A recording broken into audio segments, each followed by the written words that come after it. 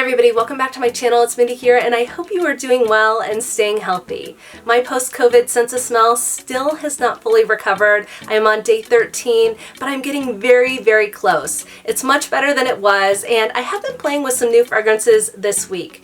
One of them was not what I expected it to be, so I want to make sure that my sense of smell is in full order before I share my thoughts and reviews with you on fragrances that I'm testing out. Today I am just over 1 year of posting fragrance videos and sharing my thoughts on all of these perfumes that I'm playing with and trying out.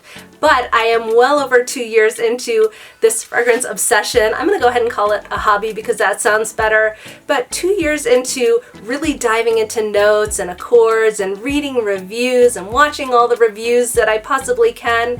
And I have learned so much over my fragrance journey, as I'm sure you have too. Today I'm going to share with you the top 10 things that I have learned through my fragrance journey. If that interests you, please stay tuned and I will jump right in. The first thing I think I've always knew, but I'm kind of rediscovering it every single day, and that is that the sense of smell is absolutely amazing. I think all of the senses are incredible, but there is something really magical about the sense of smell. What I find to be the most powerful about the sense of smell is the scent memory that can come attached with fragrances. When you think about something your mom wore, maybe back in 1992, and you can smell that fragrance today and it immediately takes you back to that moment in 1992 when your mom wore that fragrance. It really is so powerful, it's emotional, and it's really incredible that fragrance can do that for us. I find myself so mesmerized by the power that a scent can have over us. It just can evoke so many different emotions. It can evoke happiness,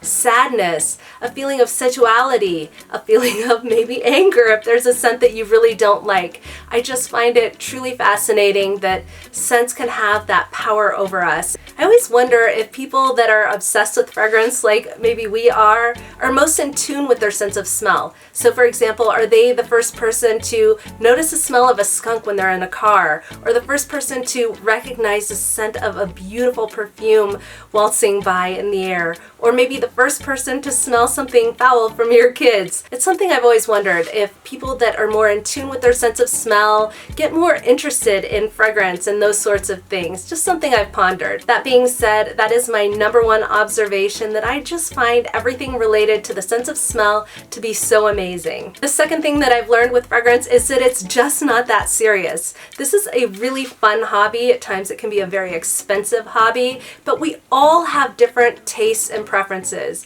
It seems like no matter who you come across, we all perceive fragrance just a little bit differently, and I find that absolutely fascinating. I really love to read reviews of fragrances that I really love or that I really dislike, and see what other people's experiences are with those fragrances. I find it really fun to dive into people's opinions that are different than mine. It gives you a really well-rounded view of a fragrance and gives you some perspective that you may not have had otherwise if you're just judging your experience from a perfume. There's one fragrance that immediately comes to mind when I think about varying experiences and varying perceptions, and that is La Vie Belle. It seems like a lot of people really hate La Vie Belle, whether it's the marketing, whether it's the scent profile, maybe it's a little too sweet for them.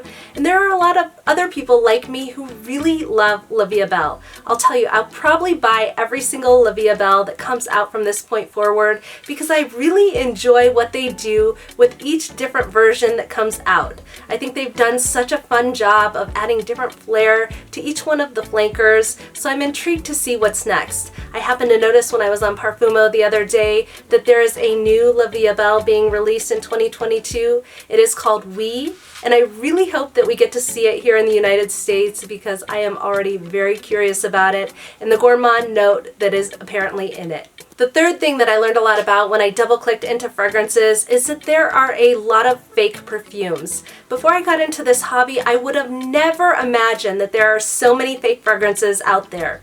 In fact, I've been fooled once, maybe twice, and it's not my proudest moment. It seems like fragrances like Chanel, fragrances like Baccarat Rouge 540 seem to be faked quite a bit. You can go out to eBay and see really aggressive prices on those fragrances, and if it seems too good to be true, it possibly or probably is. The biggest takeaway I've had from fake fragrances is buyer beware. Be very careful about where you're purchasing your fragrances.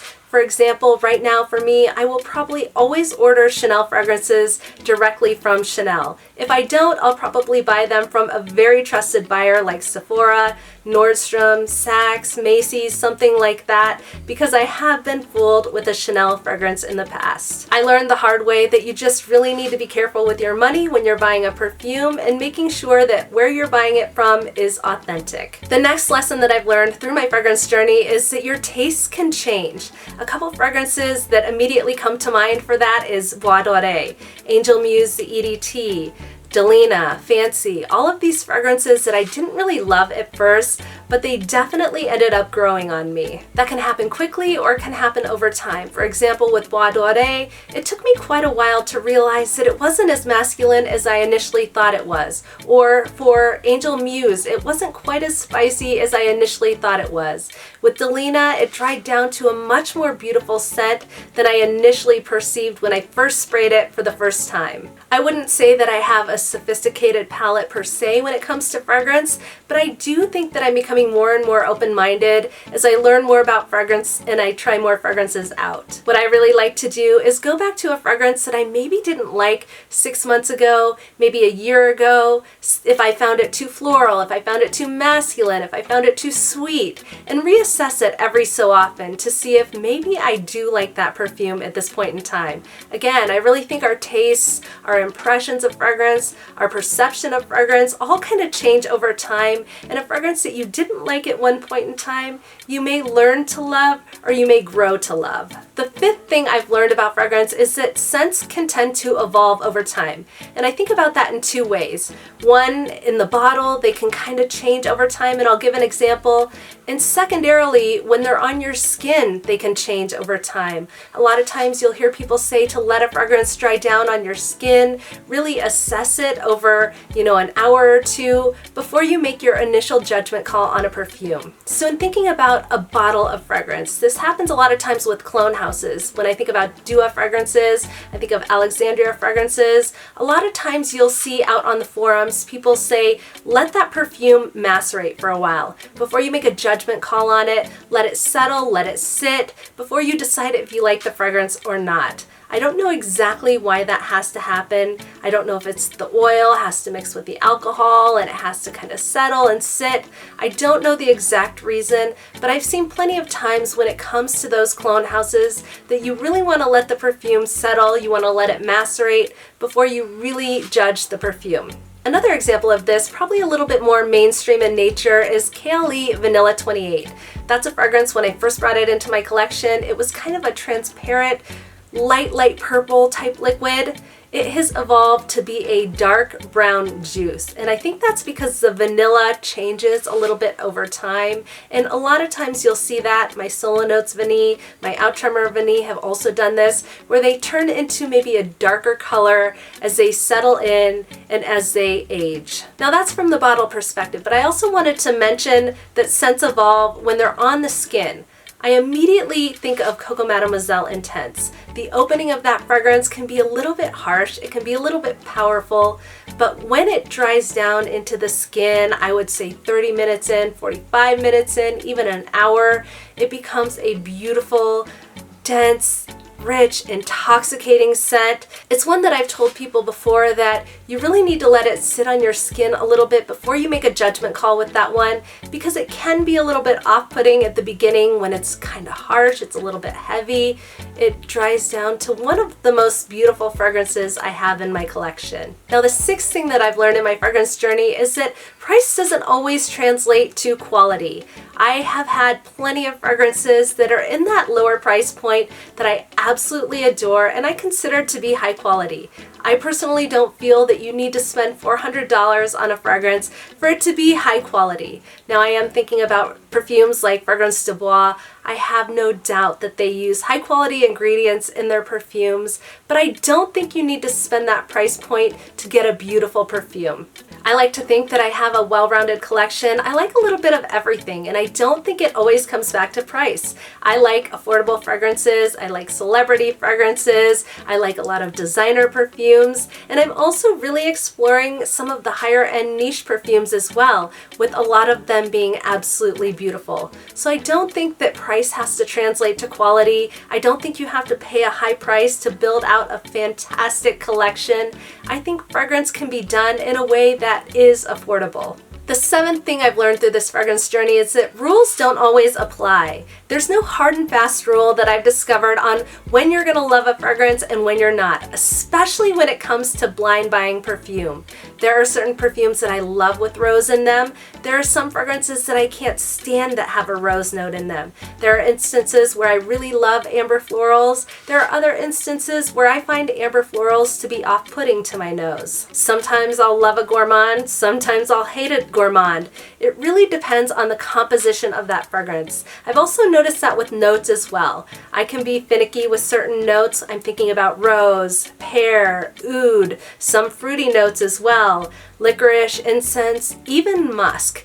But I find that depending on the composition of the fragrance, I may love those notes or I may dislike them. It really varies for me. And again, I haven't come past a hard and fast rule that really tells you how to assess a fragrance blindly. I've had a lot of blind buy successes, but I've also had a lot of blind buy fails. If you guys ever figure out the formula to knowing a fragrance before you buy it and understanding if it's going to be perfect for your collection, please let me know. I am getting a little bit better. Through my experience, I have discovered that a lot of times I gravitate towards amber vanilla perfumes. But again, there's no hard and fast rules, and there are plenty of fragrances in that category that I don't love. For me, there's always been hits, there have been misses, and I just haven't discovered yet the secret sauce. So if you do, please let me know what it is. The eighth thing that I've learned through my fragrance journey is that dupe clone houses can be quite controversial.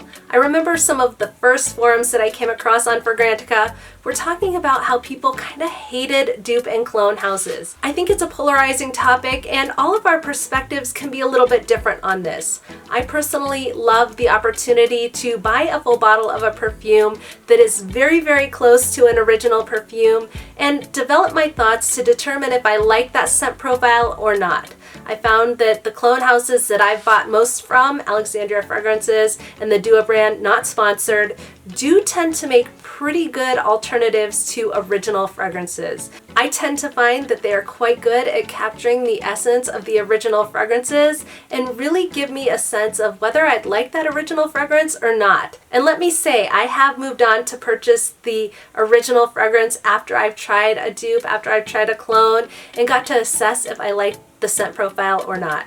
I'm the kind of person that likes to find a good deal. I like to get a product at a good price, and for that reason, I do find some value in being able to play with a clone house interpretation of a fragrance before buying the full bottle. I completely understand that everyone has a little bit of a different perspective on this, and I can respect other people's opinions. But for me, the one thing I did notice very early on is that dupe clone houses are quite controversial. The ninth thing I've learned about this hobby is to have fun. Just like anything else, any sort of hobby that you're doing, this is one that can be so much fun. I can't tell you how many late nights I've spent going down the fragrance rabbit hole of playing on Fragrantica, playing on Parfumo, playing on Influencer, and reading all of the reviews behind a fragrance and having so much fun doing it. I think I've read all of the reviews on just about every single fragrance that I own. It can be so much fun gathering other people's opinions and thoughts before you make a blind buy yourself. I feel like I'm on this endless mission to find the end-all be-all fragrance. I'm on this mission to find my scent sister, maybe even my scent brother, somebody who has a lot of the same fragrances I do, but it always turns out that maybe 80% of our fragrances are similar, and 20% I'm like, whoa, those are not my style.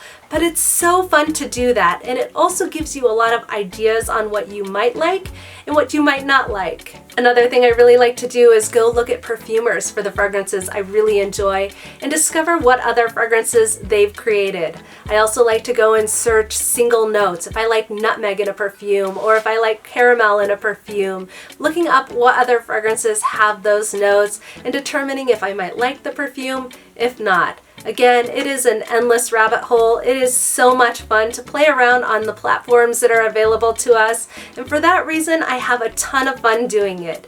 I'm willing to take a little bit of risk on when I do blind buys. Sometimes they work out, sometimes they don't, but there's definitely some thrill involved in doing it, and I personally enjoy the excitement that comes with testing a fragrance for the first time. The 10th thing I've discovered through this hobby is that the fragrance community is absolutely spectacular. I've been blown away by many of the people that I've been able to connect with, seeing how incredibly generous people have been to me, but also on varying platforms. I can't tell you how many times I've come across some sort of post or some sort of forum where somebody had been down and out or whatever their experience is, and people sent them decants or sent them samples or sent them full bottles of perfume. It just really feels like this passion, this hobby, this thing that we all have enthusiasm for really drives us to have fun, connect with other people, and there's so much joy that can be found in sharing fragrances that you love with other people and also having other people do the same in return with you. I have really deeply loved connecting with other people who share this passion, this hobby, this enthusiasm for fragrance that I have, and I hope it continues to go down that path. I hope you've had fun connecting with other people in the fragrance community. I know from my personal experience, I can't speak for everybody, but it has been absolutely phenomenal meeting other people who share the excitement that I do and connecting with people on that level. I'm so grateful to have built some connections through my fragrance journey, and I hope the same happens for you as well. It's great getting to know people who have the same passion that you do. All right, guys, thank you so much for tuning in. As always, I truly appreciate you. If you enjoyed this video on 10 things that I've learned through my fragrance journey, please go ahead and give it a thumbs up and consider subscribing to my channel.